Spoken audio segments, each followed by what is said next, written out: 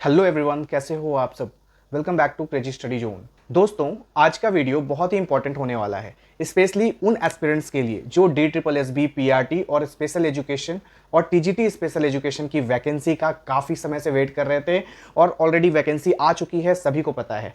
सबसे पहले एक बात समझ लेना कि ये जो वैकेंसी आई है ना, ये कोई नॉर्मल वैकेंसी नहीं है। लगभग 5 साल के बाद 2021 से 2026 के बीच इतने लंबे गैप के बाद ये रिक्रूटमेंट देखने को मिल रहा है और इतनी ज़्यादा वैकेंसीज हमें इसमें देखने को मिली हैं। और आप सब जानते हो कि जब वैकेंसीज इतने लंबे गैप के बाद भी अगर आती है तो कंपटीशन ऑटोमेटिकली बहुत ज़्यादा बढ़ जाता है, क्योंकि बहुत लोग बेसब्री से इंतजार कर रहे होते हैं।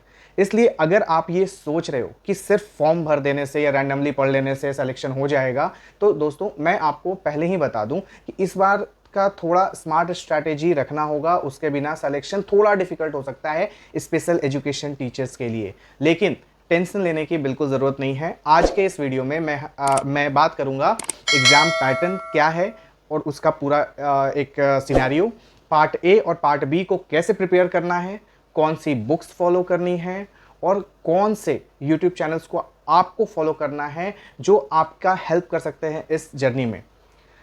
सबसे इंपॉर्टेंट प्रिपरेशन का जो सिस्टमेटिक एक प्लान है होता है वो कैसे बनाना है, इसके बारे में भी बात करेंगे अंत में। तो चलिए शुरू करते हैं।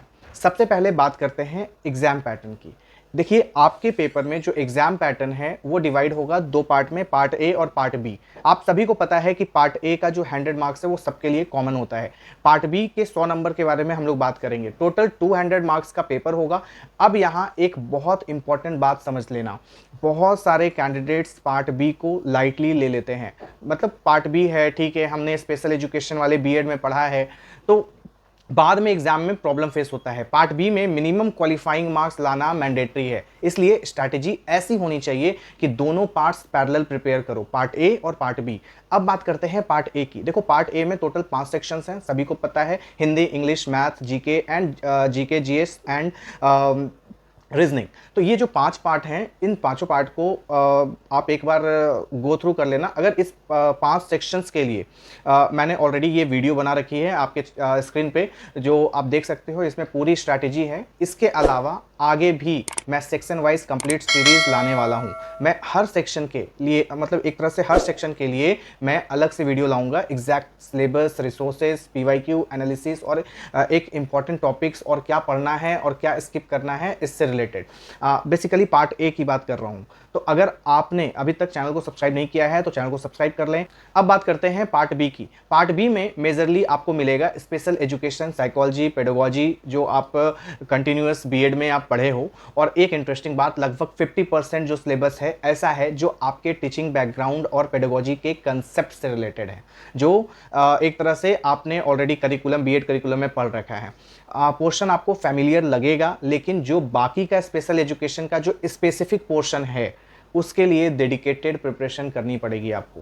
अब सवाल आता है कि रिसोर्सेज क्या है, कहाँ से प्रिपेयर करें, इतना सारा कंटेंट है, इतनी सारी चीज़ें हैं। तो अगर आप यूट्यूब से कंसेप्ट क्लियर करना चाहते हैं, आपको मैं एक चैनल बताता हूँ जो काफ़ी एस्पिरेंट्स फॉलो करते हैं और वो बहुत ही आपके लिए यूज़फुल हो सकता है आपके प्रिपरेशन में। चैनल का नाम है मनु राठी MBA। आप डिफ़िकल्ट कंसेप्ट्स के लिए उनके लेक्चर्स रेफ़र कर सकते हैं। 5-5 घंटे की वीडियो है, आप 1x 1.5x पे आप देख सकते हो। अब बुक की बात करते हैं। इंग्लिश मीडियम के जो भी कैंडिडेट्स हैं उनके लिए Pearson guide for special education या फिर अरिहंत स्पेशल एजुकेटर, इन दोनों में से कोई एक किताब जो आपको लैंग्वेज अच्छी लगती है, इस गाइड का आप लेटेस्ट एडिशन ले सकते हैं, वो काफ़ी यूज़फुल रहेगा। हिंदी मीडियम कैंडिडेट्स के लिए अरिहंत का special educator guide Hindi edition का आता है, या फिर youth competition times special educator guide भी एक तरह से एक अच्छा ऑप्शन है। इन दोनों में से कोई एक। मैंने हिंदी मीडियम की बात कर ली, इंग्लिश की भी बात कर ली। लेकिन दोस्तों, एक बात याद रखना, बुक सिर्फ रिसोर्स है। सिलेक्शंस का formula PYQ, revision, mock test, इन तीनों चीज़ों पे डिपेंड करता है।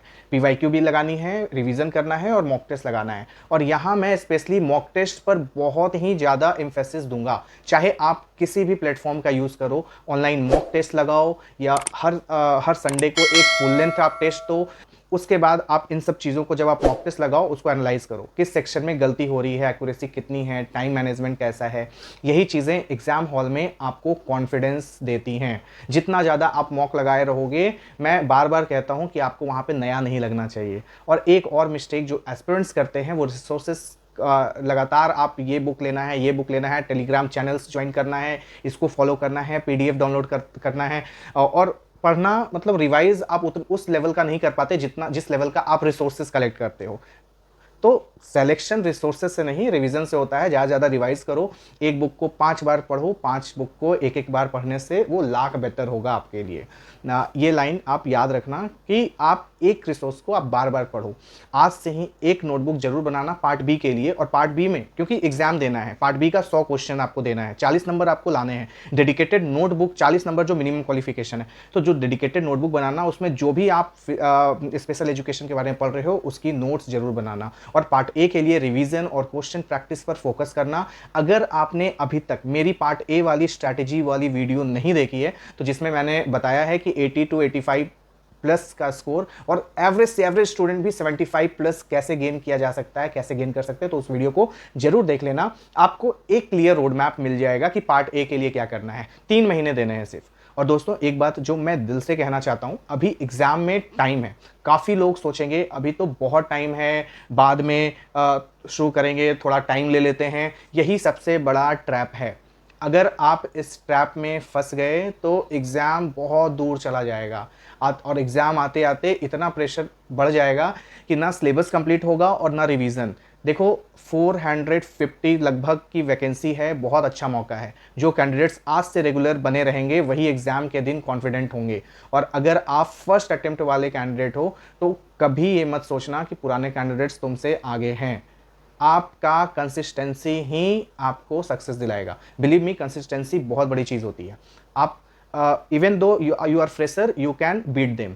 अगर आप आज से डिसिप्लिन और रेगुलर प्रिपरेशन करते हो तो आप उन कैंडिडेट्स को भी पीछे कर छोड़ दोगे जो पहले भी एग्ज़ाम दे चुके हैं, जो ऑलरेडी तैयारी कर चुके हैं। ठीक है, तो अगर आप पुराने एस्पिरेंट्स हो तो सिर्फ वही चीज़ें दोबारा मत पढ़ते रहो। अपनी जो वीकनेस है, कहाँ पे आपने गलती करी है, उसको स्ट्रॉन्ग करो, अपने वीकनेस को स्ट्रॉन्ग करो, उसको आइडेंटिफाई करो और एनालाइज करो। सबसे ज़्यादा किस सेक्शंस में आपके मार्क्स जो होते हैं वो ज़्यादा कम आ रहे हैं, कहाँ सिली मिस्टेक्स आपके हो रहे हैं, किस टॉपिक से डर लगता है, वहीं से उन वीकनेस पर काम करना शुरू करो। देखो यही टाइम है अपने आप को इम्प्रूव करने का। अभी मैं बताऊं कि 2027 के फर्स्ट क्वार्टर में या फर्स्ट हाफ में आपका एग्ज़ाम होगा, तो अभी से कंसिस्टेंसी और स्मार्ट स्ट्रैटेजी ही उस एग्ज़ाम में आपको सिलेक्शन दिलाएगी। वीडियो पसंद आए तो लाइक ज़रूर करना, अपने दोस्तों के साथ शेयर करना और चैनल को सब्सक्राइब करना मत भूलना। मैं मिलूँगा आपसे अगली वीडियो में, तब तक के लिए keep studying and keep preparing. जय हिंद।